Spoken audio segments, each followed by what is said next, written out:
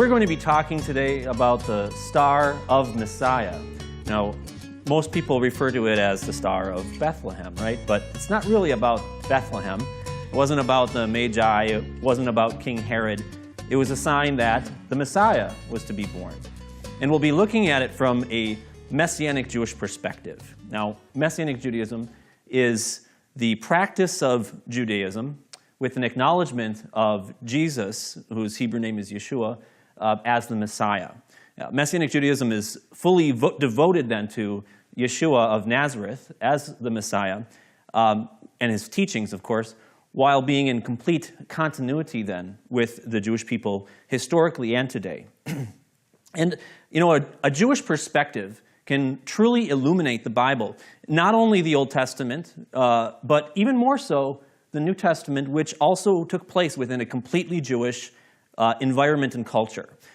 Many difficult passages really snap into focus when they're perceived from within a Jewish matrix. So let me just share with you a little bit about who I am. My name is Aaron Eby. I'm an author, teacher, translator with First Fruits of Zion, which is a Messianic Jewish teaching organization, and with Vine of David, which is an endeavor of First Fruits of Zion that focuses on providing resources for the Messianic Jewish community. So I encourage you to take a look at our websites, ffoz.org, vineofdavid.org, and see what resources we have for people who are interested in learning more about the Bible from a Messianic Jewish perspective. Some of the resources that I was involved in producing include like this Messianic Jewish Passover Haggadah, which is a book that guides families through the Passover, traditional Passover meal. We've got the Sabbath table, which has prayers and blessings and songs and things for Sabbath meals that are done at home. I've got, I recently produced this First Steps in Messianic Jewish Prayer. It's a book that discusses the idea of prayer in Messianic Judaism, what it means to pray in that Jewish context as a follower of Yeshua. Biblically Kosher is a book that I wrote about the dietary laws and what the Bible teaches about food and eating. Here we've got, I wrote a curriculum on Hebrew, just beginning Hebrew concepts there. So let me tell you a little bit how I got here. I have some Jewish family background, but I was not raised practicing Judaism. I was raised in a godly Christian home, but one that inspired a lot of critical thinking. And I always enjoyed the story of the Nativity. I always enjoyed the story of the birth of the Messiah. But my parents pointed out that there's quite a bit of common misunderstanding about the story. For example, if you look at a traditional Christmas pageant where you got kids acting out the story, usually you'll have them wearing bathrobes and glitter, and the angel Gabriel is a little blonde girl, and the big conflict in the story is that there's no room in the inn, right? And it's very beautiful. I don't mean to mock tradition that can be very sentimental and very meaningful to people, touching and a sweet experience. But the real story is so much more interesting and dramatic, in my opinion. A maniacal king is seeking to kill the infant Messiah. It's so dramatic. It's so inspiring, awe-inspiring. So as a young adult, I sat down one day. I was intending to write an accurate Christmas pageant, one that told the real story like it really happened. So I began researching to find out what really happened, and I've never stopped learning about the story. So when I began to really learn more about Judaism, it changed my whole perspective on this story, and it filled in so many details that I didn't even realize could be known.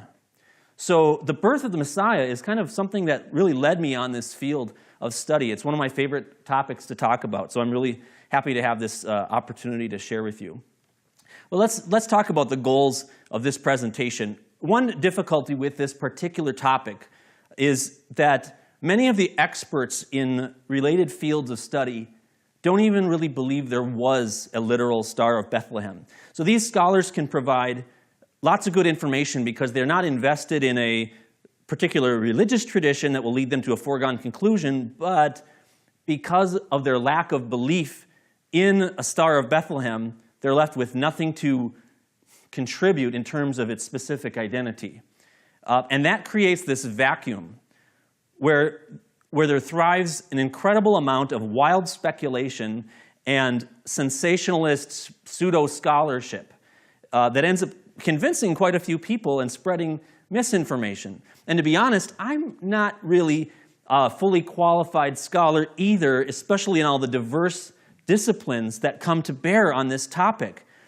But what I hope to do is to cut through some of the sensationalism and to present to you some ideas that are based on knowable facts in their proper context, supported by mainstream credible scholarship. And I admit I have a lot to learn yet on this very broad topic, and I expect that in the years to come, I'll gain more accurate, more complete knowledge and insight. So bear with me, because I myself am just really an enthusiast more than an expert on all these topics.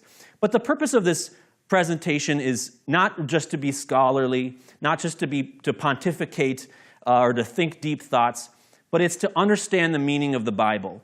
To learn about the star is to learn about the message of the Messiah's coming. It's to learn about Yeshua. It's to learn about God's plan of redemption for the world. So in the course of this discussion, even if we don't come to some solid conclusions or arguments, we'll have spent our time speaking about the kingdom of God.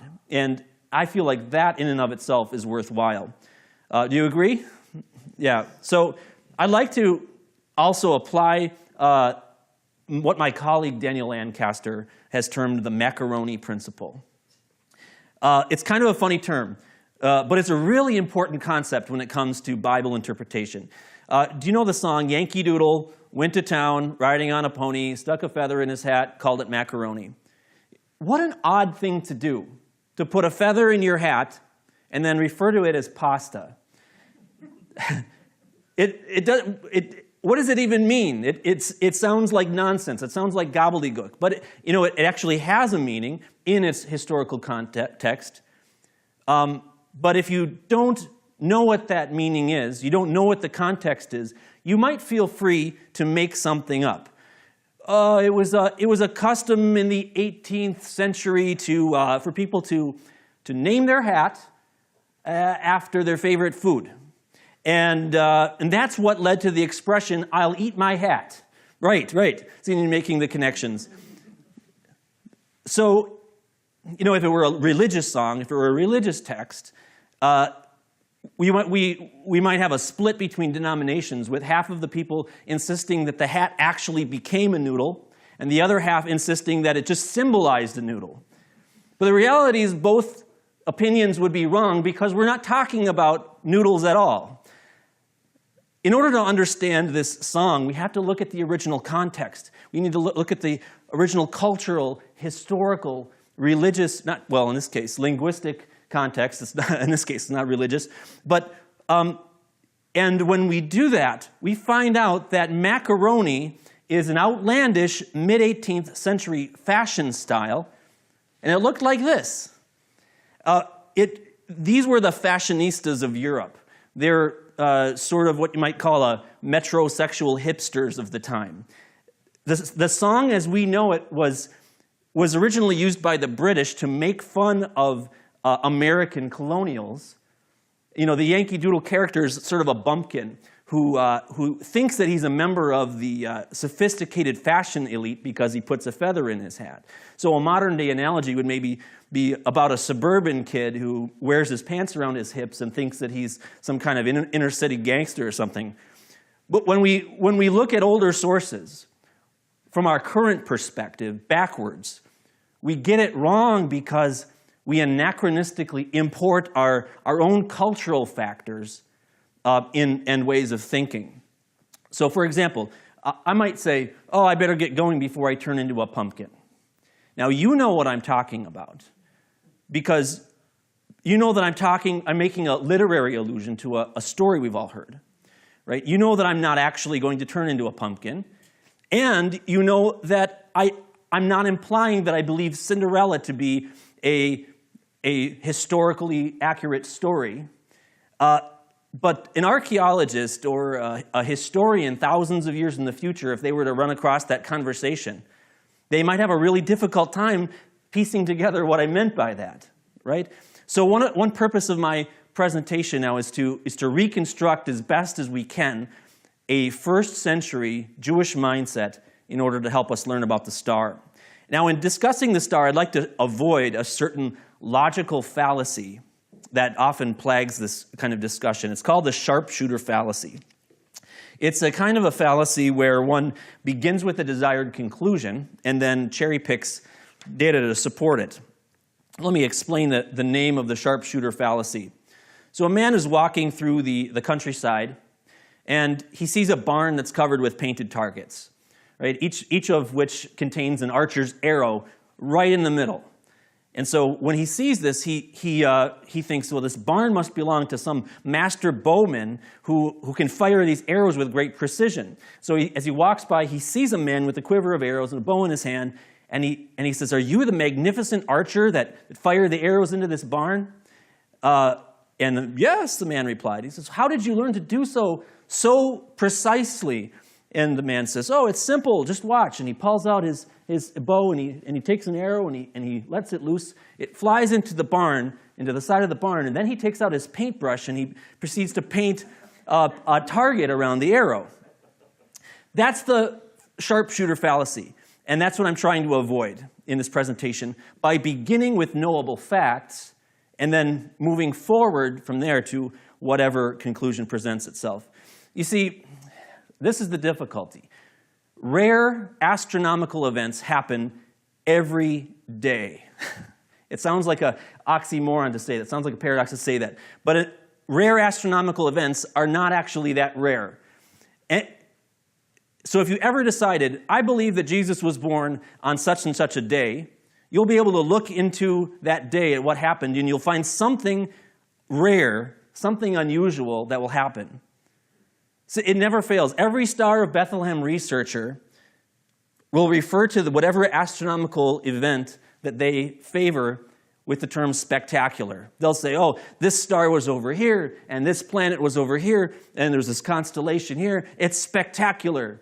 And the reality is it's never actually spectacular to anybody who's just except the one who's looking for that pattern. But that's the term. Every day, something spectacular happens in the stars. So let's clear up some misinterpretations, some embellishments, some of the traditions that have added themselves to the nativity story in Christmas culture today. Now, as I stated earlier, I don't mean to minimize or mock the traditions that can be very personally meaningful and beautiful for people.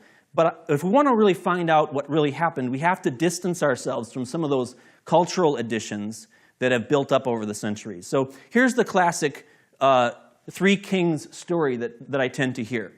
So 3 kings from the east saw a brilliant star hovering overhead, which indicated that Christ, the Savior of the world, was born. They saddled their camels and followed the star to Bethlehem, where they found the baby Jesus lying in a manger and shepherds who had come to see the newborn king. Now that story might sound very biblical, but there are several things in this story that the Bible does not say, which we have supplied. First of all, the Bible does not say that there were 3 wise men. The Bible doesn't say that the Magi were kings. It doesn't say that the Magi rode on camels. It does not tell us that they followed the star to Bethlehem. It doesn't say that the Magi saw Jesus lying in a manger. It doesn't tell us that the Magi ever met the shepherds, as is often depicted in the traditional nativity scene. It doesn't tell us that the shepherds or anyone other than the Magi saw the Bethlehem star. And the Bible does not indicate to us that Jesus was born on December 25th. And the reason that I mention that is that as we're looking for some kind of a star or event, we can't narrow our search down to just December 25th, or we might be led astray. So although the customary nativity scene may have its own beauty, may have its own sentimental value, the true biblical story really is very touching. It's very inspiring. It's complex and beautiful. It's profoundly meaningful, and it's intensely dramatic. And so I hope that this presentation inspires you to look deeper into the true story. So where do we begin to learn the context of the star of Messiah story. For example, what are the biblical sources that would have caused people to expect that the Messiah's coming would be announced by a star at all? Well, one of the best places I would think to look would be the Hebrew Scriptures, the Old Testament prophecies. Some of the verses that people bring up in this regard include the prophecy of Balaam. Now, the prophecy of Balaam in Numbers 24:17 says, I see him, but not now. I behold him, but not near. A star shall come out of Jacob, and a scepter shall rise out of Israel. It shall crush the forehead of Moab and break down all the sons of Sheth. Now, one might look at that and think, well, when we see a magnificent star, it must mean that the Messiah is born. And then we should search for him and worship him. But there are a few problems with interpreting this verse in that way. First of all, if you look closely at this verse, you'll see that this passage is not actually talking about a star. It's talking about a person. If the star that Balaam is talking about here is not heralding the Messiah is the star. I see him. A star shall come out of Jacob. So the Messiah is the star. Not only that, but even if it were talking about a star here, it doesn't describe any of the characteristics of the star that we should be looking for. I mean, there are millions of stars in the sky every night that are visible with the naked eye.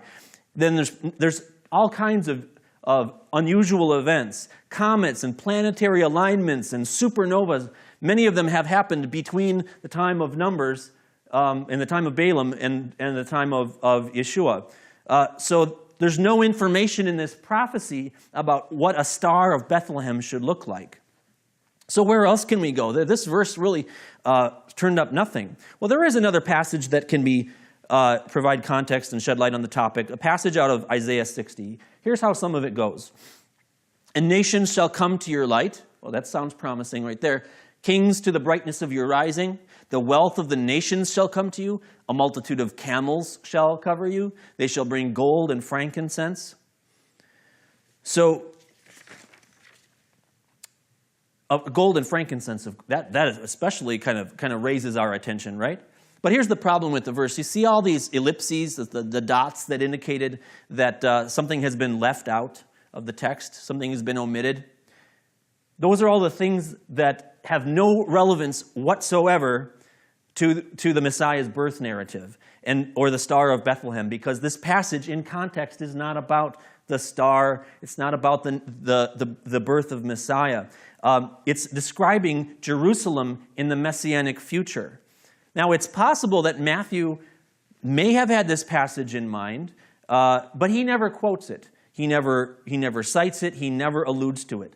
It's our own reading of this passage and the reading of Christians throughout the centuries that have associated this passage from Isaiah with the Messiah's infancy.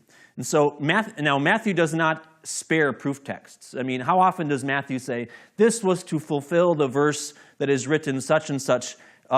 So Matthew commonly does that, but he never actually brings in Isaiah 60 in reference to the Star of Bethlehem. So if we were to open up our Bible to Isaiah 60 and take a look at that and compare it to Matthew, you would find that it really doesn't describe or match the narrative of the arrival of the Magi. Now, to understand what the Star of Messiah is, we have to realize that the star appeared to nobody that we know of except for the Magi. There wasn't a stir in Bethlehem or Jerusalem of people saying, what is this spectacular event in the heavens? Mary and Joseph didn't see it. The shepherds didn't see it. The star was something that only the Magi saw, and the Magi were somehow able to discern information from this star and say, the star tells us that a king is born to the Jewish people. Now, the star communicated in a way that the Magi were able to understand. So to understand the star, we have to first identify the Magi. Once we identify the Magi, then we can learn their language, so to speak, and piece together what kinds of features they would have considered important and what would have drawn their attention. Have you ever heard the singular term for magi? One, or you have many magi, you have one magus. Magus is the singular term. What even is a magus? Now we will translate magus as sometimes as wise men in our translations, such as the King James. But a magus is a very different concept from what normally comes to mind when you think of a wise man. So now the Hebrew term here is magush, and the Greek term that Matthew uses is magos. This term magos was not invented by Matthew. There were plenty of magi who existed before the story of before the time of the birth of Messiah, and before the ones who arrived in Bethlehem. The term originally referred to Zoroastrian priests. Now, it's a Persian term referring to the priests of Zoroaster who worshipped the god Ahura Mazda in the Persian Empire. Later, the term was generalized to refer to anyone who practiced magic, who practiced astrology and sorcery. So there are actually two different ways to interpret it. You could either say that it's referring to a Zoroastrian priest specifically, or you could say that it's a magician of any nationality. In fact, the term magician in English comes from the same root as magus. So it might be that or one of the Persian astrologers of the priestly class. Those are the two definitions of the term magus. We have to figure out which one it is in the context of the nativity story. The Greek term magos is used in the ancient Greek translation of the book of Daniel, where it corresponds with another term, and that's the Hebrew and Aramaic term ashaf. And that's used to describe the counselors of the Persian king at the time. So now here's really one important feature of the term magos, or magush. In all Jewish, all rabbinic literature, the term magush is always pejorative. They're never good guys from a Jewish perspective.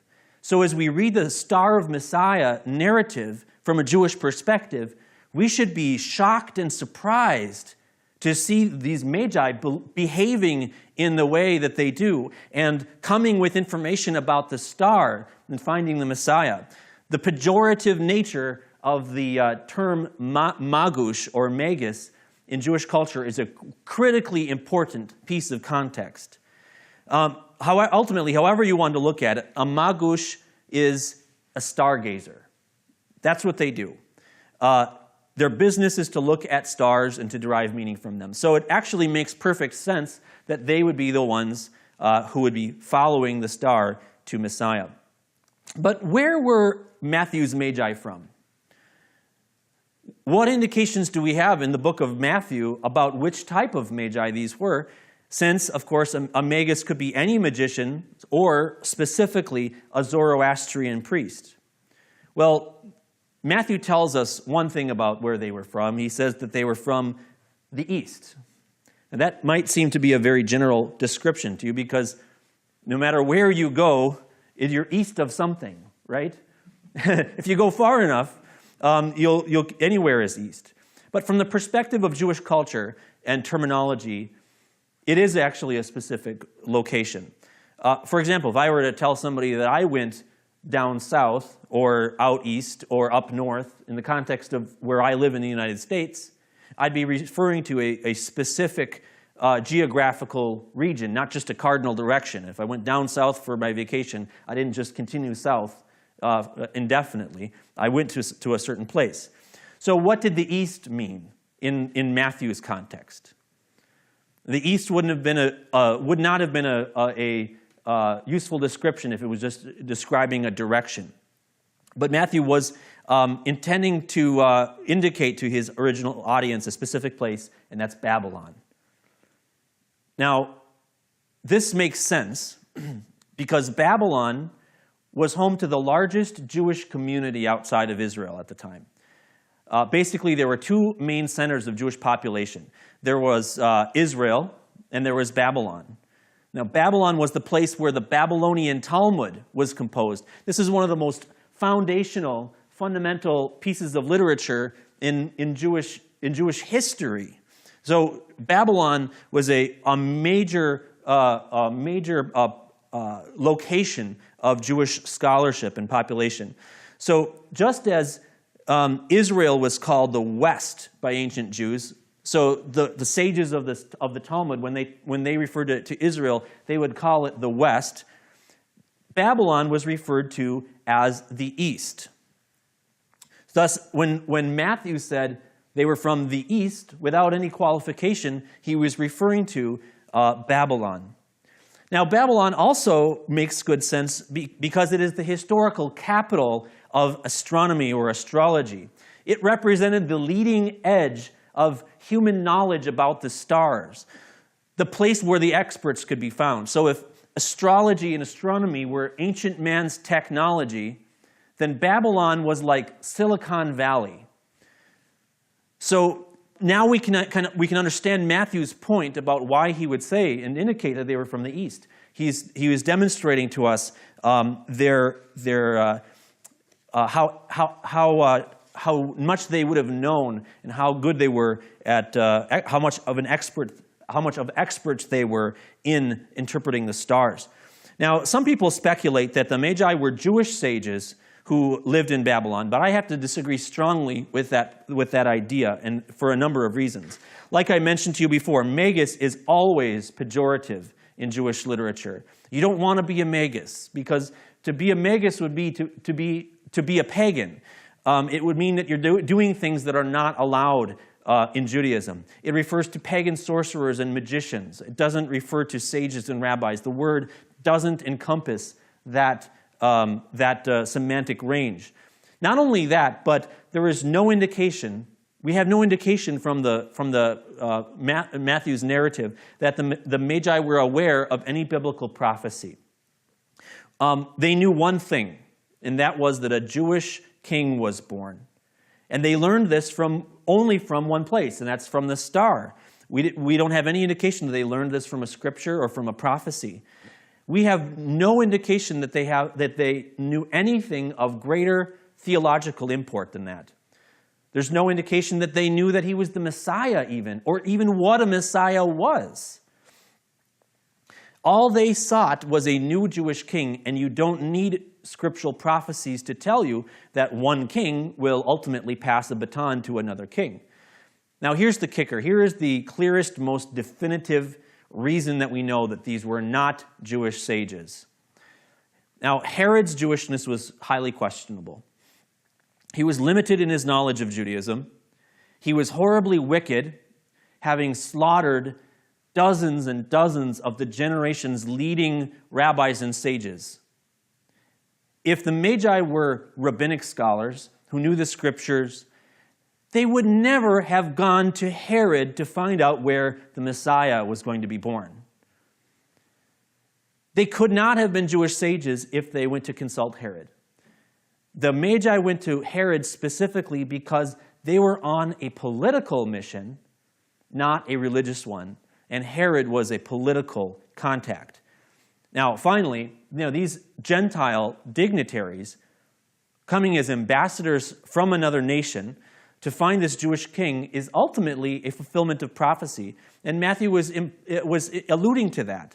As we read about the visit of the Magi, our eyes should be open in wonder as we see these Gentiles bringing gifts to this Jewish king. One of the names of Messiah in Scripture is Shiloh. Right? The rabbis say that this word Shiloh is a compound term meaning they will bring him gifts. And they're not talking about Jews bringing him gifts. They're talking about members of the other nations. So it makes sense that Matthew would evoke these messianic expectations and show us that Gentiles specifically are coming and bringing gifts to the Messiah. So we can be certain that the Magi were Gentile stargazers from Babylon, not Jewish sages of any sort. Now, before we get too far into this, I'd like to give you a geographical tour. People often say that the Roman Empire at its peak conquered the entire known world. And that's actually not true. the Roman Empire did occupy a very vast, expansive land. You know, you can see here from Portugal to the east, over to the land of Israel, here on the eastern, Portugal on the west, the land of Israel here on the eastern side of the Mediterranean, and even parts of the Arabian Peninsula. So it was really a massive empire, of course. But Babylon, the city of Babylon at that time, was not in the Roman Empire. Now, the Babylonian Empire had fallen long ago. Now, in the first century, Babylon was a city within another major world power that is known as the Parthian Empire, which for some reason we hear very little about in biblical studies. But Parthia was no small player. It was vast and powerful. It was on equal footing with Rome. It stretched from modern-day Turkey into Syria, Iraq, down to Kuwait, all across Iran, Turkmenistan, Afghanistan, and into Pakistan. And the area on the border, specifically here along the eastern Mediterranean Sea, or eastern coast of the Mediterranean Sea here, was an area of major battles and an ongoing war between Rome and Parthia over hundreds of years. Now, but what was Parthia exactly? What is that nation? What is that empire? Well, the Parthian Empire can be seen in some sense as a rebirth, a reboot, you could say, of the Persian Empire, which had fallen before to Alexander the Great. So it was under the rule of the Greeks.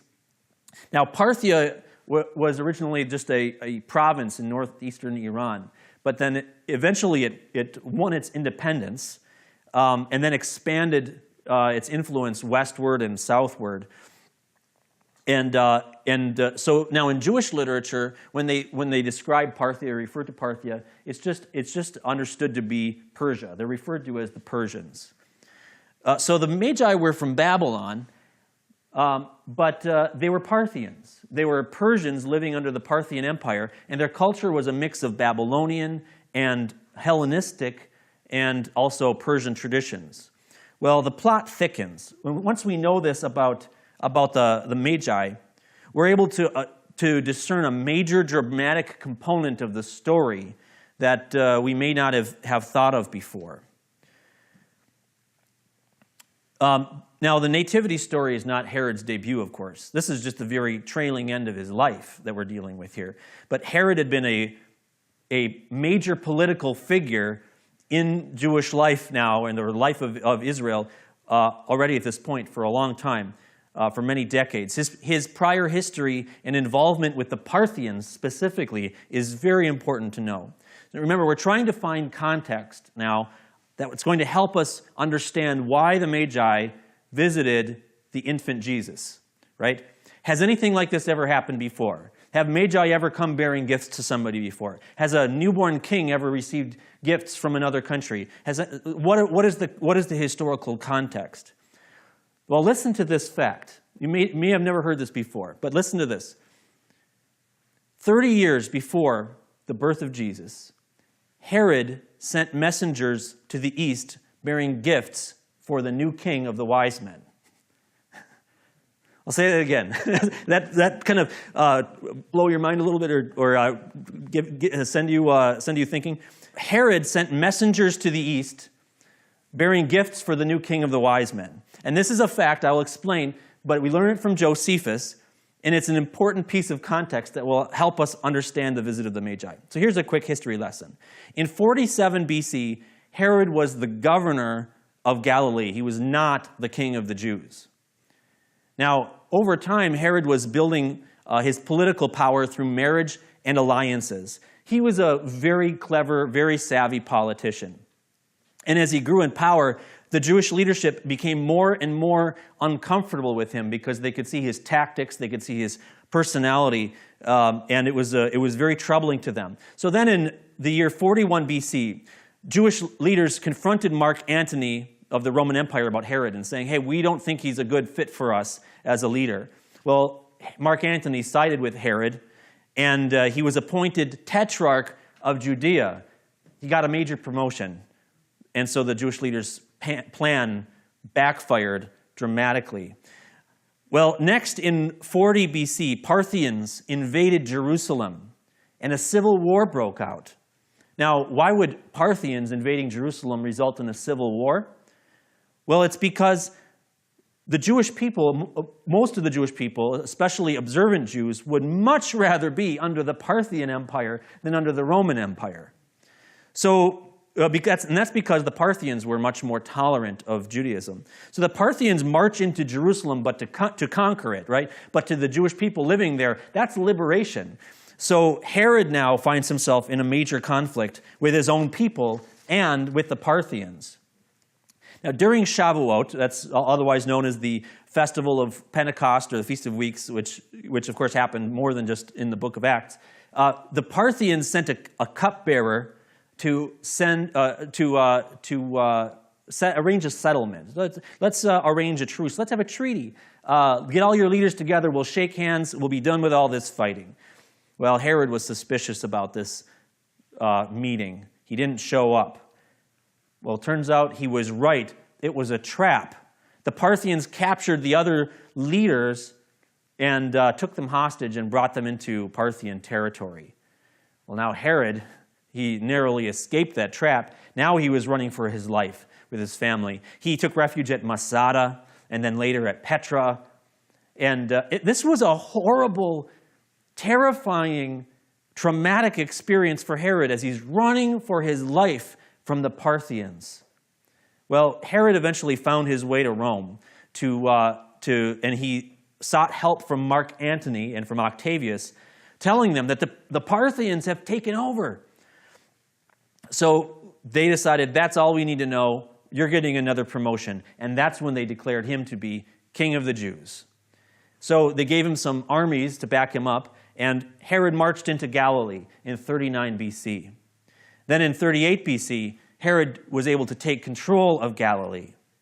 And then in 37 BC, Herod finally took control of Jerusalem from the Parthians. So can you see the dramatic relationship between Herod and the Parthians?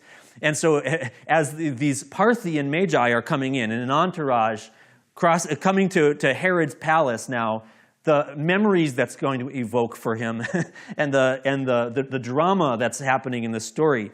And you can see how that's important context. Now, at this point, Herod was afraid. After the Parthians had invaded and he had taken Jerusalem back. I mean, have you guys ever heard that before? That Parthia was ruling over Jerusalem. It's a really important piece of history that we hear very little about. But Herod was afraid that this was going to happen again. Why wouldn't it happen again? Right? It happened before. He knew that that the Parthians were very powerful. He knew that the land of Israel was on that borderland in between Parthia and Rome. It wasn't deep within the Roman Empire. It was the battleground. So Herod wasn't stupid. He knew that the Parthians very well might take Jerusalem. Now, of course, what is Herod going to do? He's called the King of the Jews, but he doesn't have the power to fight against the Parthians. He's just a provincial ruler. He really had no control about what would happen in another invasion. So what should he do? What would you do if you were Herod? Well, being a very clever politician, he sought positive diplomatic relations with the Parthians in the event that they took over. So in that case, if the Parthians were to take over, he'd be on the good side, and they would at least let him stay in charge. He would still get to be King of the Jews. He would retain his post.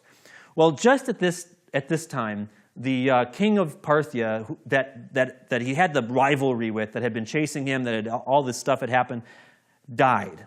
And a new king named Phraates took his place. So Herod wanted to get on his good side. Hey, let's put all this between us, behind us.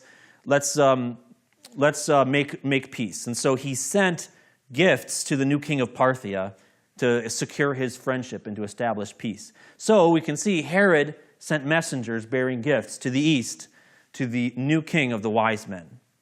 Now, let me share with you another important parallel we should know. In the 50s AD, so this is right around the time when the Gospels are being put in writing at this point, right? In the region of Armenia, that's this little nook right here. Located, you could see, between Parthia and Rome, this was a region of major contention and upheaval, as you can imagine.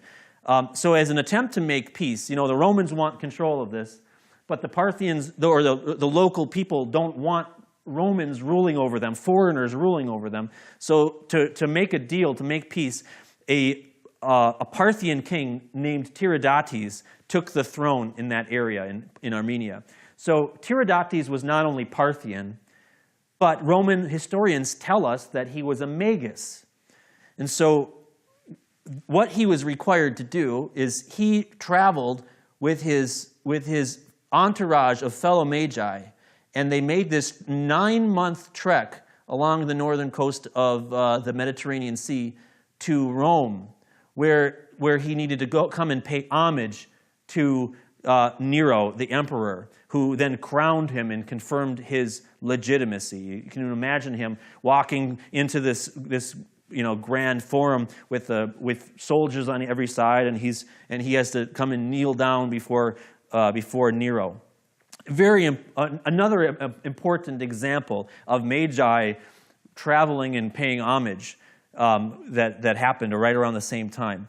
Now, here's a difficulty that maybe you have felt already in relating relating to this story of the star. I've been talking about this concept of astrology here. The Magi were astrologers. See, that is exactly what Magi are. That's what they do. Now, some people encounter cognitive dissonance with this idea that pagan astrology could somehow lead people to the true Messiah, or that God could use something so impure to accomplish such a pure purpose. But we have to remember that astrology is precisely what a magus does. That's their job. So when Matthew decided to use the term magi, he wanted us to be thinking about astrology. Now, as modern people, as Christians and as Jews, we have a difficulty with astrology. But we often forget that until modern times, astrology was considered a form of science.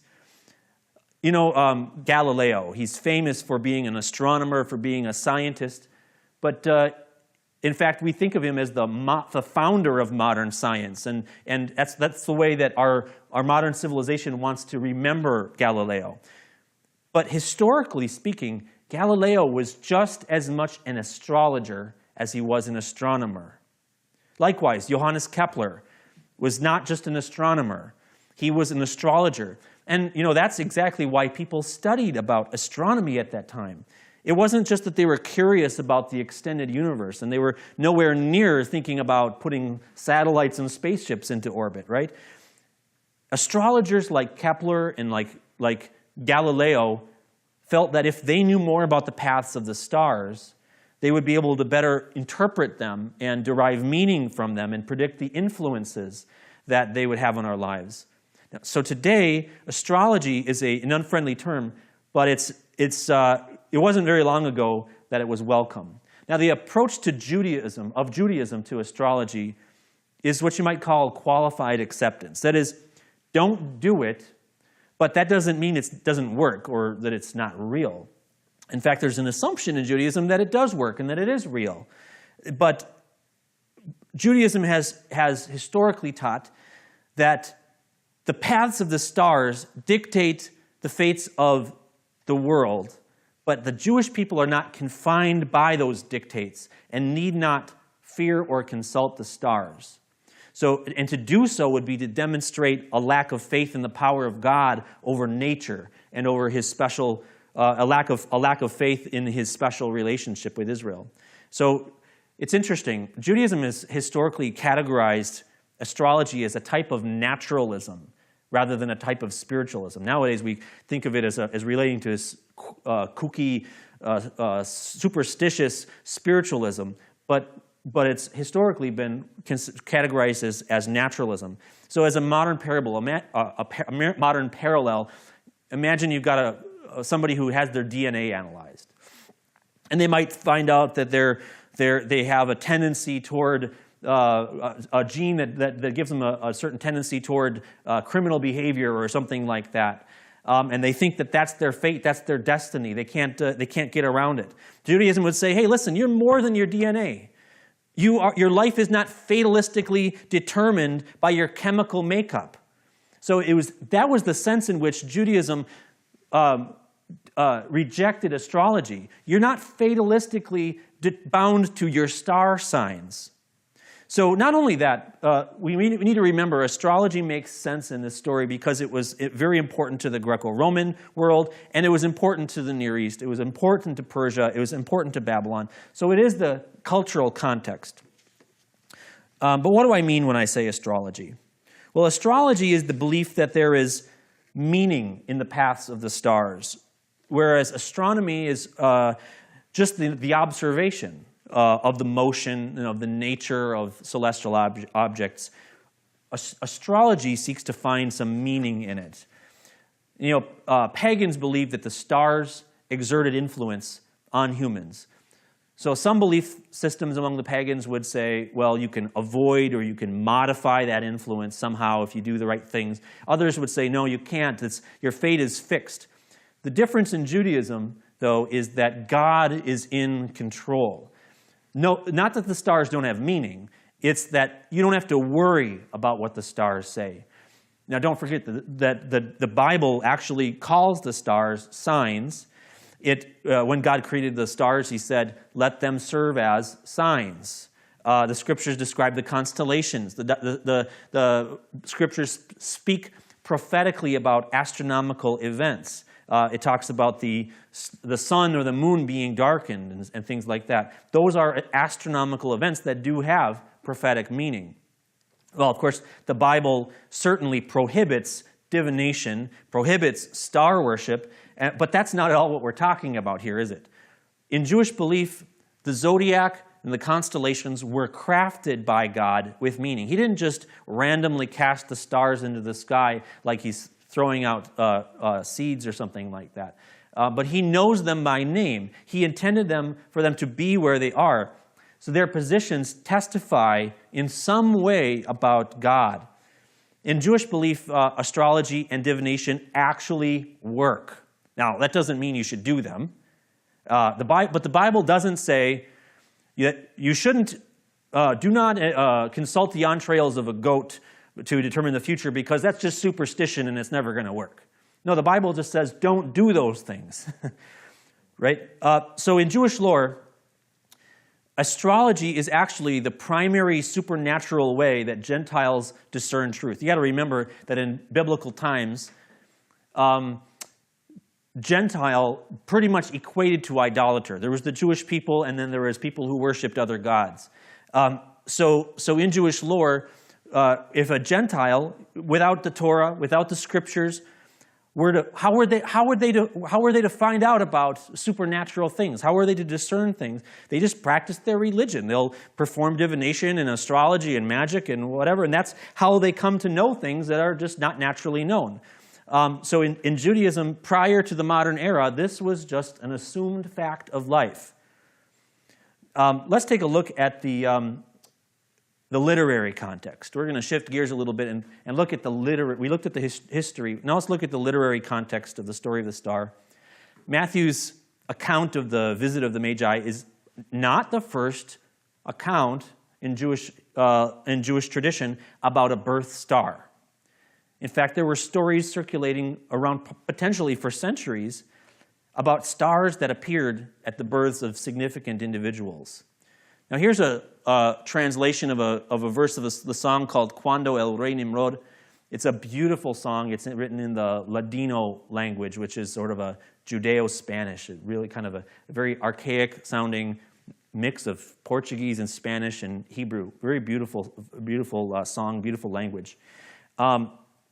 And the song itself is only maybe a few hundred years old, but it's it's based on a much older oral legend, and it gives us a really beautiful picture of what happened in the story. It says, when King Nimrod was going out to the field, he looked to the heavens and to the stars and saw a holy light over the Jewish quarter, a portent of the birth of our father Abraham. You have to understand, in Jewish legend, before we see Abram introduced in the Bible, he's portrayed as being in this ongoing rivalry with Nimrod. And so here's an excerpt of this ancient story in a little more detail. This is from the book, a book that's called Sefer HaYashar, which sometimes is called the Book of Jasher. And it's not the Book of Jasher that the Bible itself talks about. Nobody promotes it as that. Nobody believes it to be that. It's just an ancient source of Jewish legends. So here's what it says. On the night that Abram was born, Terah's servants, remember Terah is Abram's father, Terah's servants, the wise men of Nimrod, and all of his astrologers came. They ate and drank at Terah's house. They celebrated with him all that night. And as all the wise men and astrologers were leaving Terah's home, they looked up toward the night sky at the stars. They saw one large star come from the east and shoot across the sky, and it swallowed 4 stars from the 4 cardinal directions. Now, as the story continues, these astrologers of Nimrod, of his court, debate, and they're concerned because they don't like what Nimrod's like when he's angry, and they don't want to make him upset. But they say, should we tell him about it? Should we not tell him about it? They conclude, if we don't tell him what we saw, then he'll find out about it anyway, and then we'll be held accountable. So to preserve our lives, to preserve our job security, we'd better let him know what we saw. And so that's why Nimrod heads out in an attempt to kill the infant Abram. Here's another story from another ancient book of Jewish legends called the Midrash Rabbah. Pharaoh's astrologers told him, the Redeemer of Israel has been conceived by his mother, but we are uncertain whether he is an Israelite or an Egyptian. Pharaoh immediately stood before all the Egyptians and said, give me your sons for 9 months. He's speaking to the Egyptians because the Redeemer might potentially be an Egyptian, according to his astrologers. Give me your sons for 9 months so that I may throw them into the Nile. And that explains why it's written in the Bible, every son that is born you shall throw into the Nile. It does not say every son of an Israelite, but every son, whether Jewish or Egyptian. So the sages were reading the scriptures, and they see how Pharaoh says, every son should be thrown into the Nile, not saying that it has to be Jewish kids. And they're trying to figure out, well, why did he must be also including Egyptian kids. Why would that be? It's because the Redeemer, the reason that whole murder of the infants was taking place was to prevent the Redeemer from being born. That's the explanation. We know that this story, this legend was known and talked about as far back as the 1st century. It's even mentioned by the 1st century historian Josephus. Here's his version of this story. It says, one of those sacred scribes who are very sagacious in foretelling future events, that's the astrologers, of course, truly told the king, we're talking about Pharaoh, that about this time there would be born a child, which turned out to be Moses, of course, to the Israelites, who, if he were reared, would bring the Egyptian dominion low and would raise the Israelites, and that he would excel all men in virtue and obtain a glory that would be remembered throughout the ages. We know that this legend about the astrologers predicting the birth of Moses then goes back as far as the 1st century. So we're going to take a break now. I've talked about the historical and the literary context. We haven't had a chance to even begin talking about the star itself. So in the next presentation, next segment, if you're still awake, you'll get to see lots of neat graphics, and we'll talk about we'll try to narrow down and pinpoint the actual star if we can.